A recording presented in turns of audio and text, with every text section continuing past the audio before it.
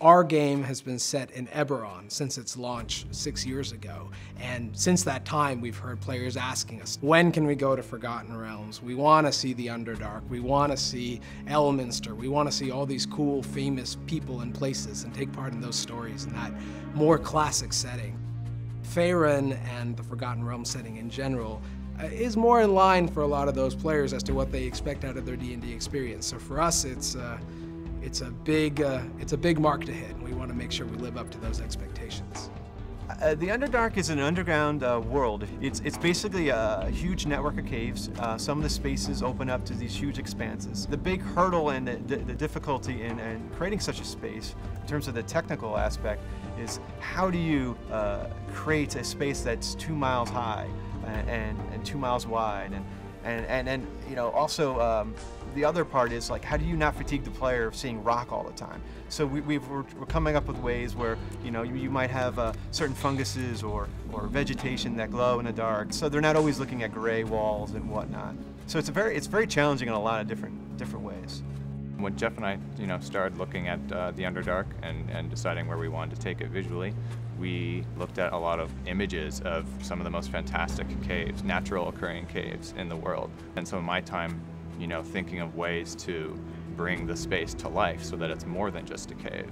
So maybe I'm making some kind of luminescent algae or a new type of mushroom that players haven't seen before.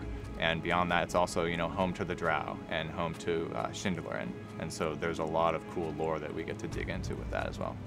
Schindlerin in and of itself has a unique flavor, different from other Drow cities. It's actually built on a huge ziggurat, sort of a triangular pyramid that is quite big. It underlies the entire city. We've been working very closely with Wizards of the Coast. This is a place that you can't directly get to.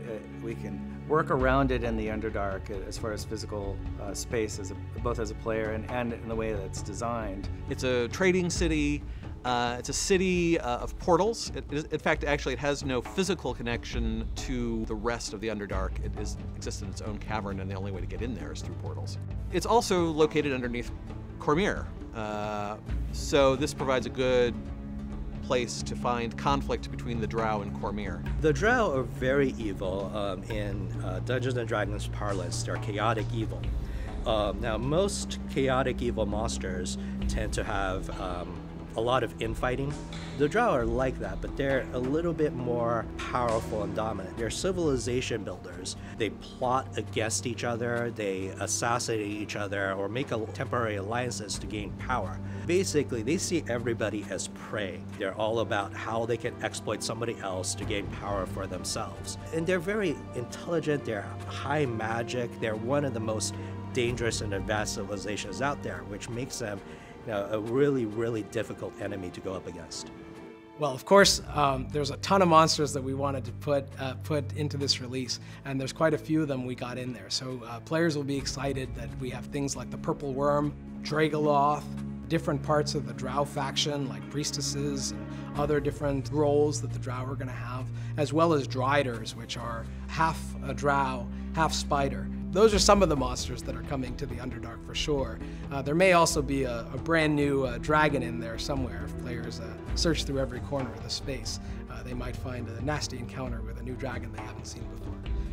It's generally a really cool space, and the monsters, of course, in the storyline are a big part of it.